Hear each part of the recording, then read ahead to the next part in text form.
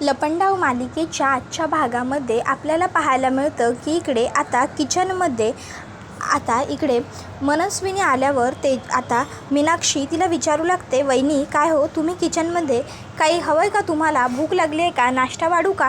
त्याबरोबर लगेच मनस्विनी म्हणू लागते, अगं नाही भूक वगैरे मला काही लागलेली नाही आहे, मी ते आपलं सहजच आले होते, जर मला वाटलं तर मी लवकरच खाऊन घेईन किंवा मग जेवण करेन, पण तुझं काय, तू काही खाल्लंस की नाही, सकाळपासून तू किचनमध्येच आहेस. त्यावर आता मीनाक्षी सांगत असते की वहिनी अहो आज माझा उपास नाही का, बरं मावशींना नाश्ता देऊ का? त्याबरोबर मग मीनाक्षी म्हणते, पण तू आज नाश्त्यात केलं काय आहेस? त्यावर लगेचच मीनाक्षी म्हणते, मी मस्त गरमागरम थालीपीठं बनवलेत. त्यावर मनस्विनी म्हणते, अरे बापरे थालीपीठं, मग आता मला मावशीसाठी काहीतरी वेगळं बनवावं लागणार बहुधा. त्याबरोबर मग मीनाक्षी म्हणते, काय झालं वहिनी, मावशींना थालीपीठं आवडत नाही का, त्या थालीपीठं खात नाही? त्याबरोबर मग मनस्विनी म्हणते, अगं तिला लहानपणापासून बघते ना मी, तिला पौष्टिक असं काही आवडतच नाही. त्यावर लगेच मीनाक्षी म्हणते, मग मी वहिनी काय बनवू त्यांच्यासाठी, तुम्ही सांगाल ते मी करते. त्याबरोबर लगेचच मनस्विनी म्हणते, तू एक काम कर, मावशीसाठी ना भजी बनव. मीनाक्षी भजीचं पीठ कालवायला घेते, त्यावेळी मनस्विनी ती आता बटाटे आणायला गेल्यावर त्यामध्ये कसलं तरी औषध मिसळते.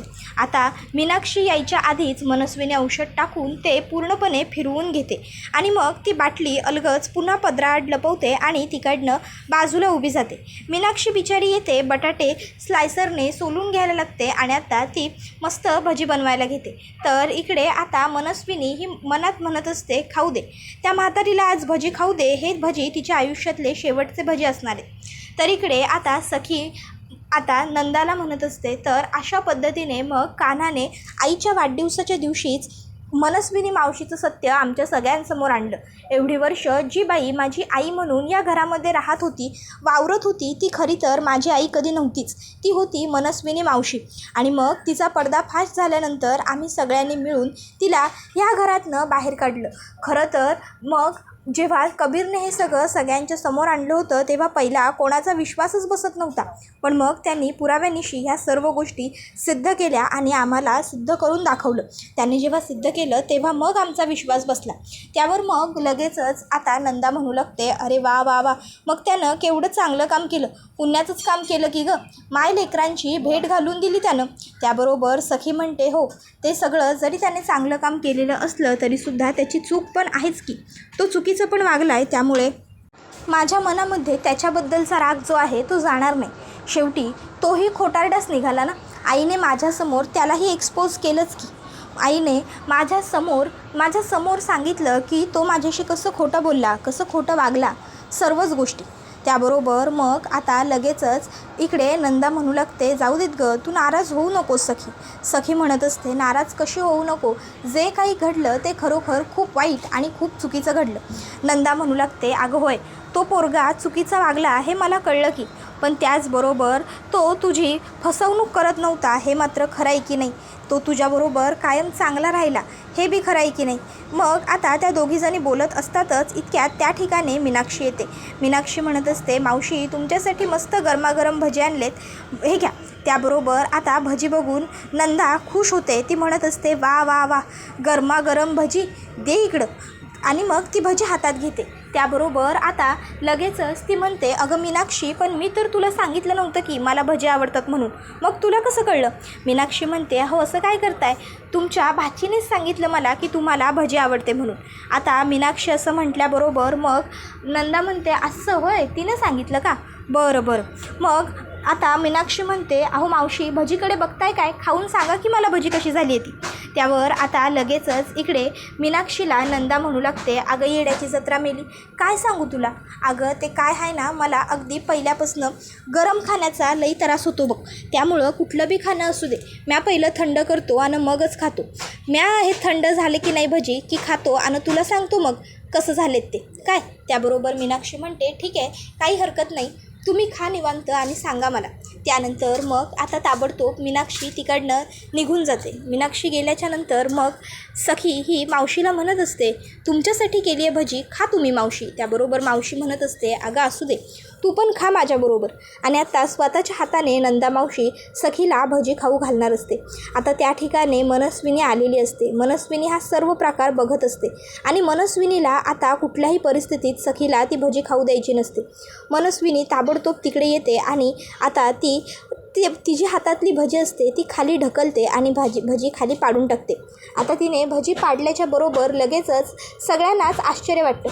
मग नंदा म्हणते, काय गं, काय झालं, असं का केलंस तू? त्याबरोबर मग लगेच मनस्विनी म्हणते, मावशी अगं काय चाललं आहे तुझं, तू सखीला भजी कशाला खायला घालतेस? त्याबरोबर मग आता लगेच इकडे नंदा मावशी म्हणते, अगं भजी का खाऊ घालतेस म्हणजे? त्याबरोबर मग आता लगेच मनस्विनी म्हणते, अगं भजी तेलकट असते, तिच्या तब्येतीसाठी चांगली नाही आहे ना ती.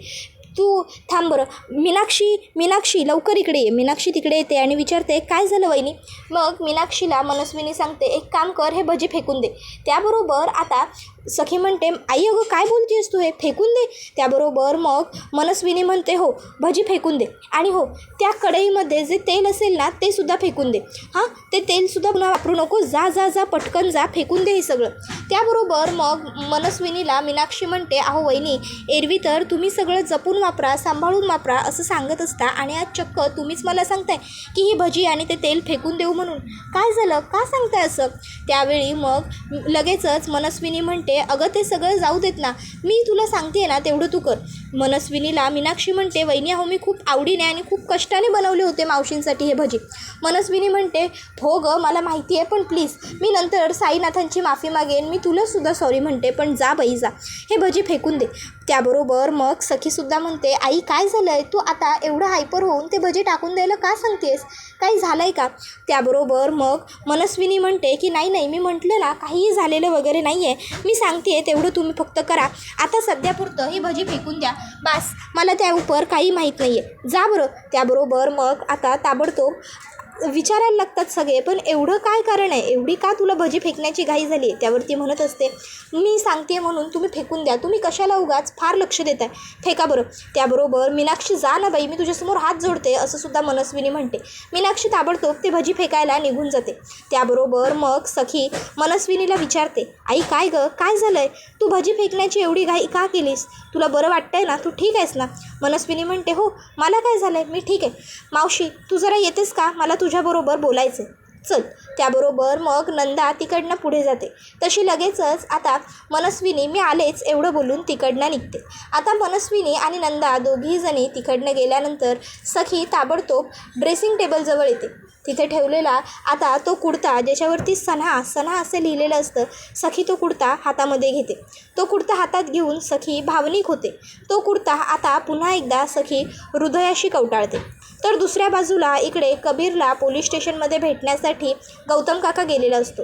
गौतम काका पोलिसांच्या समोर बसतो आणि साहेब मला कबीर किर्लोस्करला भेटायचं आहे, मला परवानगी हवी आहे असं सांगतो.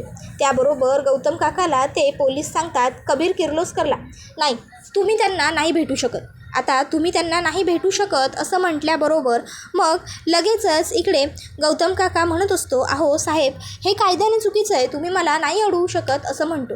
त्याबरोबर मग इन्स्पेक्टर साहेब गौतम काकाला म्हणतात, हो का, आता तुम्ही आम्हाला शिकवणार का कायदा काय असतो ते? शब्बास, वा वा वा, व्हेरी गुड. त्याबरोबर मग लगेचच गौतम काका हा म्हणतो, सॉरी साहेब पण प्लीज मला खरंच कबीरला भेटायचं आहे, प्लीज.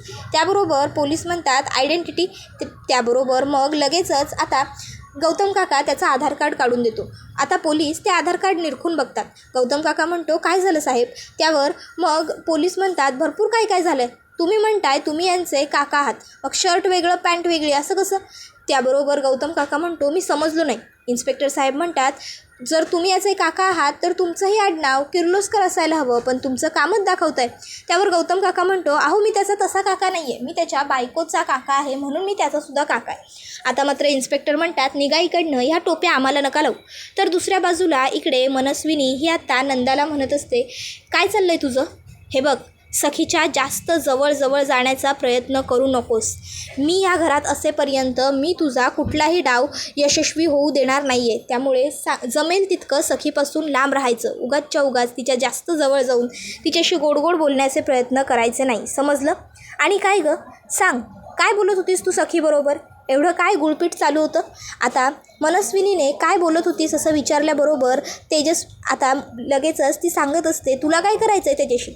तू कशाला उगाचच्या उगाच आमच्यामध्ये एवढी पडतेस? आणि काय गं, मगाशी मी त्या सखीला पिरमानं 2 भजी काय भरवायला गेले, ताबडतोब माझ्या हातातनं ती भजी हिसकावून घेतलीस. हां, कशापायी केलं? कशापायी तू एवढं?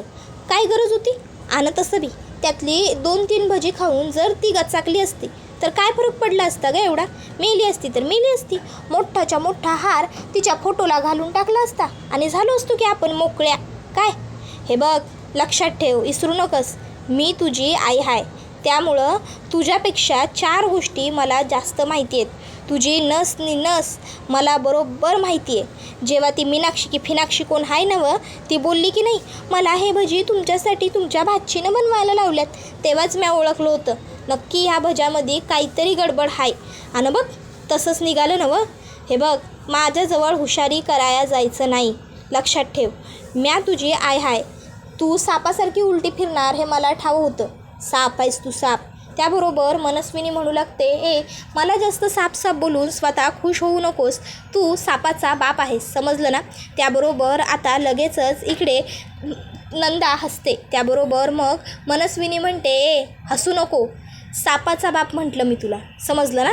आणि मग लगेचच मनस्विनी येऊन खुर्चीत बसते आणि मोठ्या तोऱ्यात लगेचच नंदाला म्हणू लागते, आणि हो, माझ्या नादी लागायचं नाही, माझ्यापासून 4 हात लांबच राहायचं, समजलं ना?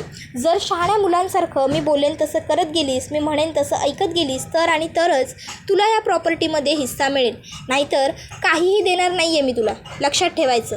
ह्या घरात मी बोलेन तसंच होतं. या घरात फक्त माझ्या शब्दाला किंमत आहे, माझ्या शब्दाला मान आहे. ह्या घरात माझाच शब्द चालतो. मी या घरची बॉस आहे, सरकार, समजलं ना? तू अजून माझा ह्या घरातला रुबाब बघितलेला नाही आहेस. त्यावेळी मग लगेचच आता इकडे मावशी हसायला लागते आणि म्हणत असते, तुझा आणि रुबाब? अगं त्या काल कुठच्या आलेल्या पोरानं तुला घरातनं बाहेर काढली, तुझा चेहरा सगळ्यांच्या समोर उघडा पाडला आणि तू मला रुबाबाच्या गोष्टी सांगायलास होय? तुला काय वाटायलं? मला खरं वाटेल होय तू बोललेलं समज? म्या विश्वास ठेवन? मला माहिती आहे तुझी नेमकी काय लायकी आहे ती, समजलं ना? आणि होय, आणि एक गोष्ट तुला तरी बी सांगून ठेवतो, तो पोरगा आहे ना, त्याच्यापासून लांब राहत जा, सावध राहत जा. तुला जो तो पोरगा वाटतोय तेवढा साधा नाही आहे, तो सोपं नाही आहे ते सगळं. त्यावर सरकार म्हणते मला अवघड गोष्टी करायला आवडतात, समजलं? त्याबरोबर लगेचच आता इकडे मनस्विनीला नंदामावशी म्हणू लागते, नाही ते समजा ठीक आहे, पण अवघड गोष्टी करता असं व्हायला ना गं की त्या सखीनं ती समधी प्रॉपर्टी त्याच्याच नावावर केली आणि तुझ्या हातात कटोरा आलं नाही. म्हणजे काय आहे ना, तो पोरगा जेवढा वाटतोय ना तेवढा सोपा नाही आहे. आणि जर सखीनं तसलं काही केलं आणि मला माझा वाटा नाही मिळाला तर मग मी काय करू शकतो ते लक्षात आहेच तुझ्या, असं म्हणत मनस्विनीला लगेचच ती मोबाईल दाखवते. मनस्विनीला राग येतो. मनस्विनी रागाने तिच्या जवळ जाते. त्याबरोबर ती म्हणते, लांब, माझ्याजवळ जास्त हुशारकी करायची नाही, समजलं ना? येड्यांची जत्रा मेली, लक्षात ठेव मी काय बोललो आहे ते. एवढं बोलून ती तिकडनं जाते. मनस्विनीचा मात्र इकडे चांगलाच संताप झालेला असतो. गौतम काकाच्या मागून कबीरने येऊन त्याच्या खांद्यावर हात ठेवल्याबरोबर गौतम काका कबीरला म्हणत असतो, कबीर, अरे तू इकडे जेलच्या बाहेर करतोयस काय? तू कसा आलास बाहेर? त्याबरोबर गौतम काकाला लगेचच किरण म्हणू लागतो, मी सांगतो ना काका नेमकं काय झालं आहे ते. अहो, काल मी ह्याला जामीन मिळवून द्यायला, ह्याला सोडवायला वकील घेऊन आलो तर हा मला म्हणतो मला बेल नाही, जेल हवी आहे. त्याबरोबर गौतम काका म्हणतो, काय कबीर, तू असं म्हणालास की तुला बेल नको आहे? अरे का, पण तुला का राहायचं आहे जेलमध्ये? त्याबरोबर मग कबीर म्हणत असतो, सखीसाठी, तिच्यासाठी मला इथे थांबायचं. गौतम काका म्हणतो, काय सखीसाठी तुला इथे राहायचं आहे? तुला खरंच असं वाटतं आहे का मनापासून कबीर की इथे तुझे हाल वगैरे झाल्यानंतर सखी तुझ्याकडे परत येईल म्हणून? त्याबरोबर मग लगेचच आता इकडे कबीर म्हणतो, हो माझी खात्री आहे गौतम काका की सखीला जेव्हा तुम्ही सांगाल की तुरुंगामध्ये कबीरचे हाल होत आहेत, त्याला खूप वाईट वागणूक मिळते, हां म्हणजे जरा वाढवून चढवून सांगाल ना, तेव्हा आपोआप सखी माझ्याकडे येईल. त्यावर गौतम काका म्हणतो, पण तू जेलच्या बाहेर कसा आलास? त्यावेळी त्या ठिकाणी एक हवालदार येतो आणि म्हणू लागतो, साहेब ते मी सांगू का? नाही म्हणजे मी मनामध्ये ते कुणाला तरी सांगण्यासाठी साठवून ठेवलंच होतं, बरं झालं तुम्ही आला. अहो हा माणूस नाही, एकदम चमत्कार आहे, जादू आहे हा, जादू. अहो तुम्हाला माहीत नाही, याने काय मस्त बासुरी वाजवली काल, आणि बासुरी वाजवून याने आम्हाला सगळ्यांना मंत्रमुग्ध केलं. ते सगळं झाल्याच्या नंतर याने मग याची लव्ह स्टोरी आमच्या साहेबांना सांगितली, आणि मग काय आमचे साहेबसुद्धा लव्ह मॅरेजवालेच ना, मग आमचे साहेबसुद्धा याच्या प्लॅनमध्ये सहभागी व्हायला तयार झाले हो. त्याबरोबर हे ऐकून गौतम काकाला भारी वाटतं. मग ते हवालदार तिकडनं निघून जातात. त्यावेळी मग आता लगेचच इकडे गौतम काका हे म्हणत असतात की काय भारी आहेस तू कबीर, तू पोलिसांशीही मैत्री केलीस, त्यांनाही प्लॅनमध्ये सहभागी केलंस. त्यावर कबीर म्हणतो, प्रेमासाठी एवढं तर करावंच लागेल ना काका. त्यावर आता हे सगळं ऐकून किरण म्हणत असतो, नाही नाही हे सगळं ठीक आहे, पण यातलं काहीही अजून माना माहीत नाही आहे. त्यांना मी सांगितलं आहे की सखीबरोबर तुझं जे काही सध्या सुरू आहे त्यामुळे तू अपसेट आहेस आणि म्हणून तू काही दिवसांकरता बाहेरगावी गेलास, पण जेव्हा माना हे सगळं समजणार आहे ना तेव्हा खरं कळेल तुला. त्यावर कबीर म्हणतो, आता प्रेमासाठी एवढं तर करावंच लागेल. गौतम काका तुम्ही घरी जा आणि सुरुवात करा प्लॅनला. गौतम काका म्हणतो, हो मी तुझं काम सोपं होईल याच्यासाठी प्रयत्न करेनच. त्यानंतर मग गौतम काका घरी येतो. घरी येऊन गौतम काका आता सखीला सांगत असतो, तिकडे तुरुंगात कबीरचे खूप हाल होत आहेत. कबीरला पोलीस खूप मारतायत कसलं, चांगला झोडतायत, तोडतायत त्याला. खूप हाल होत आहेत ग कबीरचे तिकडे, खूपच मार खातोय तो तिकडे पोलिसांचा, काय सांगू तुला. पण नाही त्याच्याबरोबर जे होतं आहे ना ते सगळं बरोबर होतं आहे, त्यात काहीही गैर नाही आहे, काही चुकीचं नाही आहे. अगं तो केवढं चुकीचं वागला आहे तुझ्याबरोबर, तुझी फसवणूक केली आहे म्हटल्यावर त्याला ही शिक्षा तर मिळायला हवीच ना. सखी म्हणते, हो बरोबर आहे. त्याबरोबर काका म्हणतो, त्याने काय तुझ्या एकटीची फसवणूक केलेली नाही आहे, आपल्या सगळ्यांचीच फसवणूक केली. त्याला ना हे जे काही त्रास होतो आहे ना ते सगळं त्याच्या कर्माचं फळ म्हणून होतं आहे. त्याला भोगू देत, त्याच्या कर्माची फळं भोगू देत. तुला माहिती आहे का सखी, तिकडे ना त्याच्या जेवणा खाण्याचे सुद्धा हाल होत आहेत.